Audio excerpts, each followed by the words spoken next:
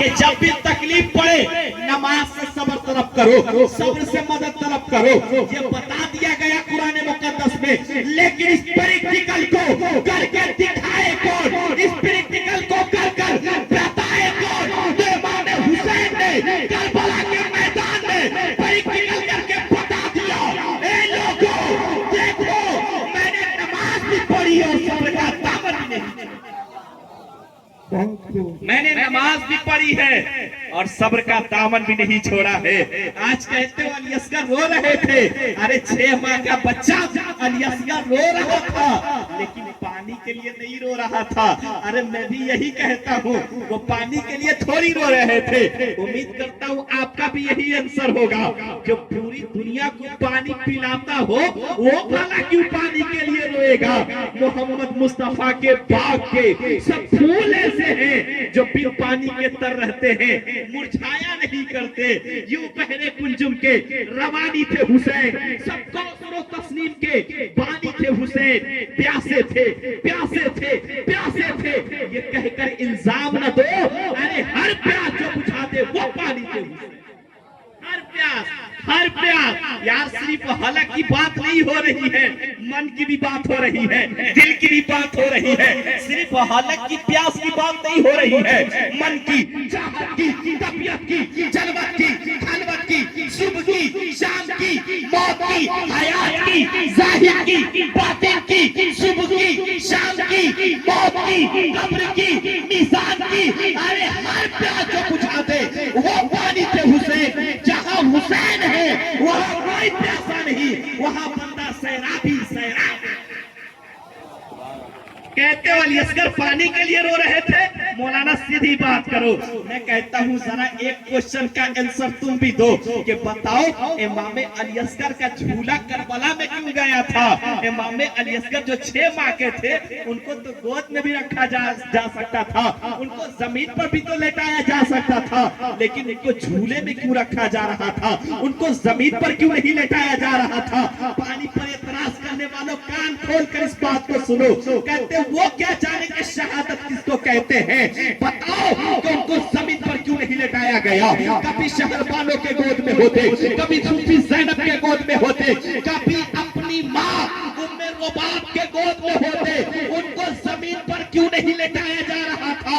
ارے امام علی اصغر کو اگر زمین پر لٹا دیا جاتا تو ممکن تھا کہ کربلا میں ایک اور زمزم برپا ہو جاتا, کربلا میں ایک اور زمزم جاری ہو جاتا. اس لیے امام علی اصغر کو زمین پر نہیں لٹایا گیا بلکہ جھولے کے اندر رکھا گیا. سبحان اللہ. اب یہ کوشچن آپ بھی کر سکتے ہیں, کہو گے پانی کے لیے روتے تھے تو کہنا کہ بتاؤ ان کا جھولا کیوں گیا تھا, ان کو زمین پر کیوں نہیں لٹایا گیا تھا. اب دیکھیں یہاں سے میں کچھ دیر کے لیے جس موضوع کو میں نے منتخب کر کے چلا تھا, اب اس موضوع پہ تھوڑی دیر بات ہوگی. میں نے موضوع اہل بیت لیا ہے. دیکھیں حضور جب مکے میں جلوہ افروز ہوئے, قرآن کی چوٹی پر چڑھ کر لوگوں کو بلایا, اسلام دیا, دینے لگے. صدیق اکبر کو, ابو بکر کو صدیق اکبر بنا دیا, عمر کو فاروق اعظم بنا دیا, عثمان کو ذوالنورین بنا دیا, خالد بن ولید کو سیف اللہ بنا دیا. اب بناتے جا رہے ہیں, سوارتے جا رہے ہیں, نکھارتے جا رہے ہیں. لیکن یہاں پر ایک نیچرل بات بولوں, کوئی آدمی بہت بڑا ہو, بہت بڑا ہو اور وہ کوئی کارخانہ بنا دیتا ہے, جب وہ چلنے لگتا ہے تو اسے فکر ہوتی ہے یہ بچے گا. جب بھی کوئی فاؤنڈیشن, اور فاؤنڈیشن کے بعد پروڈکشن, وہ صرف فاؤنڈیشن پر مطمئن نہیں ہوتا ہے, اسے پروڈکشن بھی چاہیے, بچاؤ بھی چاہیے, کارخانہ کا بچاؤ بھی چاہیے. حضور نے جماعت بنا دی, امت بنا دی. ابھی جماعت بنا لینا اتنا آسان ہے کہ 2 ٹوپی والے ساتھ بنے تو جماعت بن جاتی ہے. بنایا کیسے جاتا ہے یہ سب کو پتا ہے, لیکن بچایا کیسے جاتا ہے؟ ارے پورے جماعت کو بچانے کے لیے امام حسین کا ارادہ چاہیے, کربلا کے شہیدوں کا حوصلہ چاہیے. بچانا اتنا آسان نہیں ہے. بندہ جب خود کو کٹاتا ہے تب جا کے جماعت بچتی ہے. کٹانا مشکل تو پھر بچانا, بڑے جماعت جماعت میں شامل کر رہے ہیں لوگ. ذرا بچا کر بھی تو دکھائے. میرے نبی کو سب سے زیادہ یہی فکر تھی. میں نے امت بنائی, میں نے جماعت بنائی, میں نے سلطنت بنائی, میں نے دین دیا, میں نے اسلام دیا, میں نے قرآن دیا, میں نے پورا دستور دیا, میں نے پوری شریعت دی. اب یہ بچے گا کیسے, آگے گرو کرے گا کیسے, آگے یہ چلے گا کیسے؟ یہ کون سوچ رہا ہے؟ نعمتیں دینے والا پیغمبر, نعمتیں بانٹتا جانے والا پیغمبر, رحمتوں کو تقسیم کرنے والا پیغمبر جیسے سوچ رہا ہے, جیسے تخیل آیا, خیال آیا کہ کہیں ہمارے بعد لوگ گمراہ نہ ہو جائے, تو میرے نبی نے بچنے کا طریقہ بھی دے دیا. اے لوگوں, تم اہل بیت اور قرآن کو تھام کے رکھنا, گمراہ نہیں ہوگے. میں دو بھاری چیز تم کو دے رہا ہوں. اب میں کہنا چاہتا ہوں, اہل بیت کو بھاری کسی اور نے نہیں بلکہ رسول اللہ نے کہا. اب اس میں کوشچن نکلیں گے, اس کوشچن کا بھی آنسر دوں گا. رسول اللہ نے کیا کہا؟ دو بھاری چیزیں, ایک دم ذہن میرے طرف رکھیں. حضور نے کیا فرمایا؟ دو بھاری چیز چھوڑ رہا ہوں. یہاں سوال بنے گا, بھاری کیوں کہا, ویلیویبل کیوں نہیں کہا, قیمتی کیوں نہیں کہا, ویٹ ہی کیوں کہا؟ پہلا کوشچن یہ بنے گا. دوسرا کوشچن, قرآن کا ساتھی اہل بیت کو کیوں بنایا گیا, صحابہ کو کیوں نہیں بنایا گیا؟ صحابہ بھی مقدس ہے, لیکن اہل بیت کا ساتھی, قرآن کا ساتھی اہل بیت کو کیوں بنایا گیا؟ یہ بھی کوشچن آپ کے سامنے آئیں گے. لیکن میں ذرا تفصیل میں بیان کرتے چلوں کہ دیکھیں, نماز بہت بہترین عبادت ہے. یہ نماز بندے کو خدا سے ملا دیتی ہے. یہ نماز بندے کو معبود حقیقی تک پہنچا دیتی ہے. یہ نماز بندہ کو قرب خاص تک پہنچا دیتی ہے. یہ نماز بہت بہترین عبادت ہے. یہ نماز ہمیں غلاظت سے بچاتی ہے. یہ نماز ہمیں ناپاکی سے بچاتی ہے. یہ نماز ہمیں شرارتوں سے بچاتی ہے. اتنی عظیم الشان عبادت ہے نماز. لیکن میرے آقا نے نہیں کہا نماز پڑھو گے تو گمراہ نہیں ہوگے, بلکہ زیادہ نماز پڑھنے والے ہی گمراہ ہے. میرے آقا نے نہیں کہا نماز پڑھو گے تو گمراہ نہیں ہوگے, حج کرو گے گمراہ نہیں ہوگے, روزہ رکھو گے گمراہ نہیں ہوگے. لیکن اس بات کی گارنٹی میرے آقا نے دی ہے کہ اگر اہل بیت سے محبت کرو گے تو گمراہ نہیں ہوگے, قرآن سے محبت کرو گے تو گمراہ نہیں ہوگے. اب کسی کے ذمن میں یہ بھی بات بتانا چلو کہ نماز نعمت ہے پر ضمانت نہیں, حج نعمت ہے پر ضمانت نہیں, روزہ نعمت ہے پر ضمانت نہیں, لیکن اہل بیت نعمت بھی ہے اور ضمانت بھی ہے. ضمانت اس بات کی ہے کہ گمراہ نہیں. نے کیا کہا؟ نماز کے لیے نہیں کہا کہ نماز پڑھو گے تو گمراہ نہیں ہوگے, لیکن میرے آقا نے کہا اگر اہل بیت سے محبت کرو گے گمراہ نہیں ہوگے. اب میں کوشچن کے طرف چلوں کہ میرے آقا نے اہل بیت کو بھاری ویلیویبل کیوں نہیں کہا, قیمتی کیوں نہیں کہا, ویٹ ہی کیوں کہا؟ سوال بنتا ہے نا, قیمتی کیوں نہیں کہا؟ تو اس کا آنسر بھی سنیں, جواب بھی سنیں کہ ہر قیمتی چیز قیمتی ہوتی ہے پر وزنی نہیں ہوتی. میری بات کو سمجھ رہے ہیں؟ ہر قیمتی چیز قیمتی ہوتی ہے پر وزنی نہیں ہوتی ہے. جیسے اگزامپل, امریکی $500 قیمتی ہے یا نہیں؟ امریکہ کا $500 قیمتی ہے یا نہیں ہے نا؟ لیکن پھونک مارو اڑ جائے گا. میرے آقا فرماتے ہیں یہ اہل بیت ہے, اہل بیت یہ ایسے بھاری نہیں ہے کہ پھونک مارو گے تو اڑ جائیں گے. ارے یہ اہل بیت ہے, اہل بیت. ارے یزیدی کی آندھی میں جہاں کھڑے ہو گئے, جہاں جم گئے جمے رہے, جہاں کھڑے ہو گئے کھڑے رہے, جہاں جم گئے وہاں جمے رہے.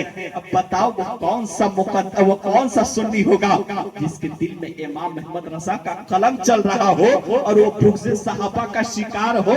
ناممکن ہے, کیونکہ سنی کی پہچان ماضی میں علی ہے, درمیان میں ولی ہے اور پرزینٹ ٹائم میں امام محمد رضا کا قلم ہے, امام محمد رضا کا لٹریچر ہے, امام محمد رضا کی کتابیں ہیں. کیونکہ ان کتابوں کی شان یہ ہے نہ کبھی صدیق سے بغاوت کی ہے, نہ کبھی علی سے دامن چھوڑایا ہے, نہ کبھی یزید سے سمجھوتا کیا ہے.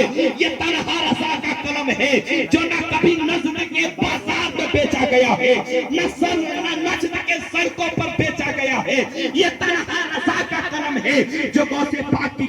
ہے، خواجہ غریب نواز کی عنایت ہے، اور تم کہتے ہو از اعلیٰ حضرت، واٹ از اعلیٰ حضرت، کیا ہے اعلیٰ حضرت، کیوں ہے اعلیٰ حضرت، کیوں قائد مانتے ہو اعلیٰ حضرت کو، کیوں پیشوا مانتے ہو اعلیٰ حضرت کو؟ تو مجھ سے میرے رضا کے بارے میں پوچھتے ہو تو کان کھول کر سن لو، میری عزت رضا سے ہے، عظمت رضا سے ہے، وقار رضا سے ہے، بلندی رضا سے ہے، بلکہ حقیقت تو یہ ہے، جلوہ ہے یا نور ہے، یا سراپا رضا کا ہے، وادی رضا کی کو ہے، ہمالیہ رضا کا ہے، جس سمت دیکھیے وہ عراق ہے، سبحان اللہ سبحان اللہ، بہت خوب، جس سمت دیکھیے تکبیر، نعرہ رسالت، مسلک اعلیٰ حضرت، فیضان اعلیٰ حضرت، خاندان اعلیٰ حضرت، نعرہ حیدری، حسین پاک کا دامن، شہید اعظم کا دامن،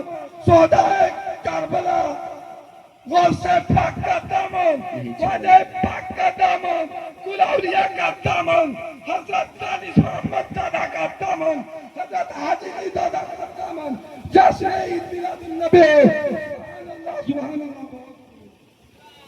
عشق انسان کو قلندر بو علی کرتا ہے، عشق پاگل نہیں، پاگل کو ولی کرتا ہے، اور مجھے اگلا زمانہ نہیں چاہیے، مجھے پچھلا زمانہ چاہیے، مجھے اگلا زمانہ نہیں چاہیے، پچھلا زمانہ چاہیے، ایک ہی دانہ مگر بہلوت دانا چاہیے، ایک ہی دانہ مگر بہلوت دانا چاہیے۔ آپ غور سے سنیں، عقیدہ تو پوچھا جائے گا لیکن ان رافضی کتے سے پوچھا جائے گا جو نبی کے سینے سے لگے صدیق اکبر کو نہ پہچان سکے۔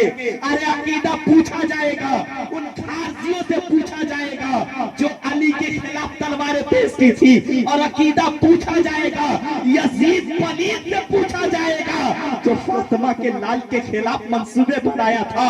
یار میں کہتا ہوں ایرانیوں، ایران کی دولت تم کو مبارک ہو، سعودیہ عربیہ کی کمائی تم کو مبارک ہو، نجد کا پیٹرول تم کو مبارک ہو، سعودیہ کی ریال تم کو مبارک ہو، اور نبی کی آل ہم سنیوں کو مبارک ہو، نبی کی آل ہم سنیوں کو مبارک ہو۔ یا رسول اللہ ذرا یہ بات بتائیں کہ آپ نے قرآن کا ساتھی اہل بیت کو کیوں بنایا؟ آپ کا ذہن ادھر کیوں ہے؟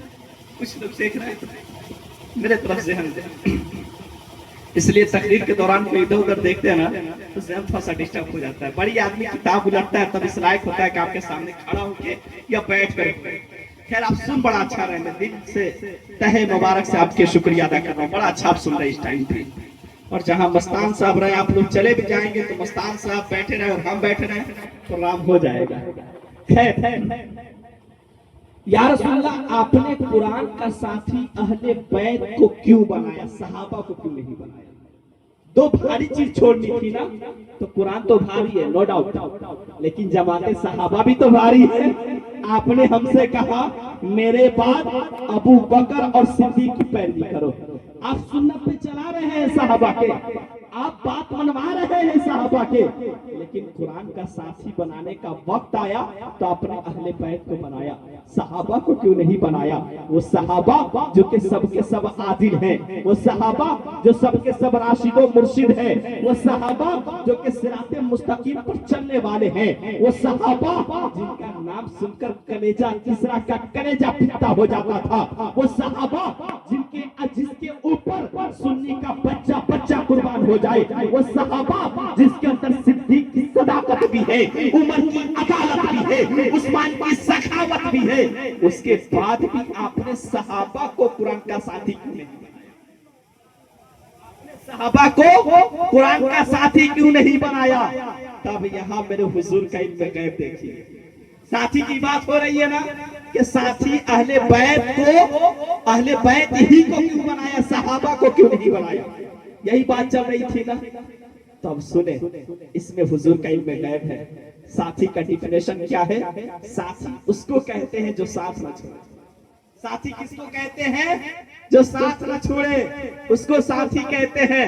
یہی وجہ ہے کہ میرے حضور کا کوئی ساتھی نہیں، میرے حضور کا کوئی ساتھی نہیں۔ ہم نے جبریل امین کو سمجھ لیا تھا کہ یہ ساتھی ہے، लगाम पकड़े हैं, बुराक लेकर आए हैं, लेकिन जैसे ही सिजरा पे गए, या रसूलल्लाह मैं आपकी तरह नहीं हूँ, you are not like me and I am not like you, या रसूलल्लाह मैं आपकी तरह नहीं हूँ, अब बाल बराबर भी बढ़ूंगा तो जल जाऊंगा, है ना, मैं आपकी तरह नहीं हूँ। तब यहाँ रोक कर एक बात कह दूं कि नबी को अपनी तरह न समझना ये बरेली की इब्तिदा नहीं है, बल्कि जिब्रील अमीन का ये अकीदा, ये जिब्रील अमीन का अकीदा है। अब मेरे आका कुरान को तनहा नहीं छोड़ना चाहते थे, जवाब दे रहा हूँ कि अहले बैत ही को क्यों साथी बनाया, तो मेरे आका कुरान को तनहा नहीं देखना चाह रहे थे। मेरे आका जान रहे थे कि जब तक मैं हूँ लोग सहाबी बनते रहेंगे, लेकिन जब मैं पर्दा कर जाऊंगा ये सहाबी जितने हैं उतने ही रुक जाएंगे, इसके बाद कोई सहाबी नहीं होगा, अब इसके बाद ताबई होंगे, मतलब सिद्दीक अपने बाद वाले को ताबई बनाएंगे, उमर अपने बाद वाले को ताबई बनाएंगे, उस्मान अपने बाद वाले को ताबई बनाएंगे, बिलाल अपने बाद वाले को ताबई बनाएंगे। सहाबा बनाना ये सिर्फ हुजूर का काम है। मेरे आका जान रहे थे अगर मैंने कुरान का साथी सहाबा को बना दिया और मैं पर्दा कर जाऊंगा तो 100-2 साल के बाद कोई सहाबी नहीं होंगे, कुरान तनहा हो जाएगा। इसलिए मेरे आका ने कुरान को तनहा ना होने पाए, इसलिए कुरान का साथी अहले बैत को बना दिया ताकि कुरान सुबह कयामत तक तनहा न हो। इसको रिपीट करूं, बात समझ में आ गई होगी शायद, इसलिए बेदारी है।